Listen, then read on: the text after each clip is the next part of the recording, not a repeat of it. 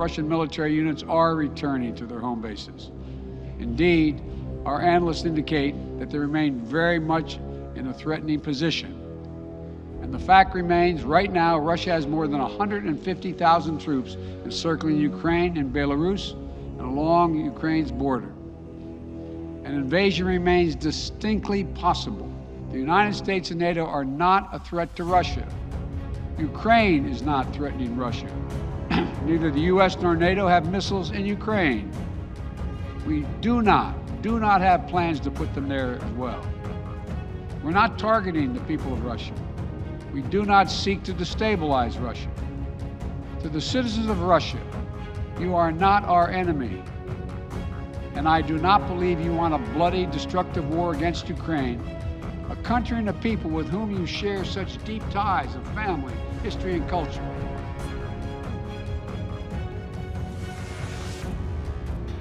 Putin akan mengambil Moldova kalau Ukraina dapat ditaklukkan dalam waktu yang sangat singkat. Itulah ringkasan informasi sebelum informasi kali ini. Kalau Ukraina takluk dalam waktu cepat kurang dari 1 bulan paling lama setelah diluncurkannya serangan, maka itu disebut kemenangan penaklukan di pihak Rusia. Fakta lapangan saat ini sudah memasuki hari ke-11 pertempuran Ukraina dan Rusia. Pertanyaannya, kok sampai sekarang nggak jatuh juga itu Kiev? Padahal targetnya dalam 4 hari Kiev harus jatuh. Dalam pelajaran bernegara, maka perang antar negara harus dibahas strategi keduanya yang sedang berperang tersebut. Apa strategi Putin dan apa taktik rencana berikutnya kalau rencana pertama tidak jalan? Begitu juga strategi Ukraina, apa counter strike serangan balik, dan apa strategi perang kota, perang gang, perang selokan, perang gedung, yang mana tuan rumah lebih hafal seluk-beluk kotanya. Mengapa armada Rusia yang panjangnya 60 km mengular terhenti sudah 5 hari sejauh 30 km dari Kiev tidak maju-maju? Mari kita bahas dari lapangan apa adanya. Fakta, ini semua pelajaran bagi kita. Pelajaran penting sekali. Baiklah, kenal dengan nama-nama seperti Triple Canopy atau BlackRock. Iya benar, mereka adalah perusahaan mitra Kementerian Pertahanan atau disebut kontraktor pertahanan, defense contractor. Pasukannya disebut missionaries atau soldier of fortune atau tentara bayaran atau private army. Kita tahu Amerika itu negara banditos dan kampretos, bermain menekan secara militer, melakukan operasi intelijen di banyak negara, spying atau memata-mata, infiltrasi, merubah sistem negara, mengubah undang-undang sebuah negara, mengarahkan media dan mengendalikan dunia dengan uang dolar, dengan sistem pembayaran, dengan pharmaceuticalnya, dengan jaringan internetnya, dengan sosial medianya, dengan Wall Streetnya, dengan film-filmnya, dan masih banyak lagi war tool Amerika itu punya. Kemudian banyak perang yang dibuat oleh Amerika dengan sengaja sebagai create demand dalam tanda petik. Sekali lagi, kata kuncinya adalah create demand. Misalnya, virus sebagai biological warfare adalah create demand terhadap vaksin, dan vaksinnya sudah tersedia. Climate change atau climate warfare adalah create demand di mana artificial food sudah disiapkan. Perang Afghanistan misalnya sebagai create demand alat perang. Mesin perang yang akan membuat industrial military complex Amerika jadi masuk gigi 5 gaspol produksinya, itu pun create demand. Kekampretan Amerika itu menarik. Rusia diberi sanksi dengan dibekukannya aset Rusia di Amerika dan di seluruh dunia. Alasan pembukuan aset tersebut karena Rusia menginvasi Ukraina. Beberapa waktu yang lalu, Amerika juga membekukan aset Afghanistan. Karena apa?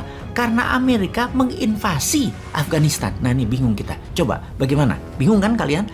Langkah Putin didukung banyak orang saat ini. Walau terlihat kejam membantai warga sipil, itu lebih dikarenakan kekesalan atas tingkah pola Amerika yang sudah lama membantai, membunuh, mematikan, dan membatasi dunia yang sekarang ada lawannya, yaitu Putin. Putin jadi orang yang melawan hegemoni Amerika setelah Tiongkok sejak 2013 melawan hegemoni Amerika dari sisi ekonomi. Oh iya, padahal sejak tahun 2017 Bosman mengingatkan, hayu Indonesia jadi negara besar pakai MMT tanpa hutang lagi ke Tiongkok dan Amerika supaya bisa seperti Rusia. Namun sayang, Lord bukan Putin. Ya sudah, tunggu aja new main nanti tanggal mainnya ya. Kembali ke Soldier of Fortune, kontraktor pertahanan Amerika ini. Amerika kalau perang, setelah perang Vietnam, cara perang mereka ubah. Bukan selalu memakai tentaranya, tetapi disubkan ke kontraktor pertahanan atau private army atau tentara swasta. Triple Canopy, BlackRock, dan banyak lagi mereka membangun tentara swasta ini dan mendapatkan pekerjaan dari Kementerian Pertahanan Amerika atau DoD, Department of Defense-nya Amerika. Jadi ketika di Afghanistan, di Libya misalnya, tentara swasta ini masuk bersama tentara resmi Amerika dengan berbagai tujuan yang berbeda. Salah satunya adalah yang resikonya tinggi, private army ini yang masuk.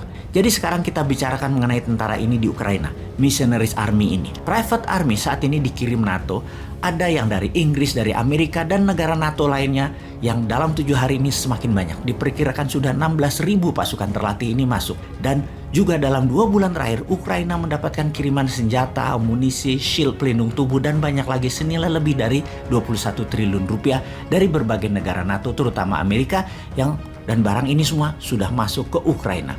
Maklum, anak ciptaan Amerika yang bernama Zelensky saat ini sedang teriak-teriak kebingungan.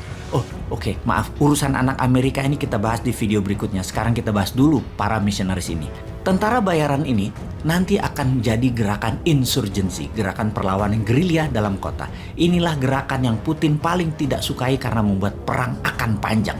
Masuknya private army ini ke Ukraina membuat Putin berang. Jenderal lapangan Rusia, Majen Andrei Sukhovetsky, tewas diduga ulah sniper dari para misionaris ini, dan banyak lagi serangan satu-satu membuat tentara Rusia dalam posisi bertahan.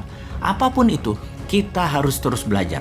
Bagi kita ada 2 hal yang kita akan pelajari di sini. Pertama, apa strategi perang gerilya kota urban war sebagai counter insurgency dari pihak Rusia? Rusia akan memainkan strategi apa? Itu yang setiap saat ini dimonitor oleh para intelijen pertahanan. Yang kedua, strategi bernegara apa yang Putin akan mainkan di permukaan untuk strategi mengalahkan sanksi ekonomi yang mulai memukul rakyat Rusia di dalam negeri Rusia. Sanksi ekonomi Rusia dilakukan seperti pesawat datang dan keluar dari Rusia, dari dan ke Rusia dilarang. Transfer SWIFT diblok. Negara Rusia mungkin punya shadow banking, namun rakyat Rusia yang di ATM bingung.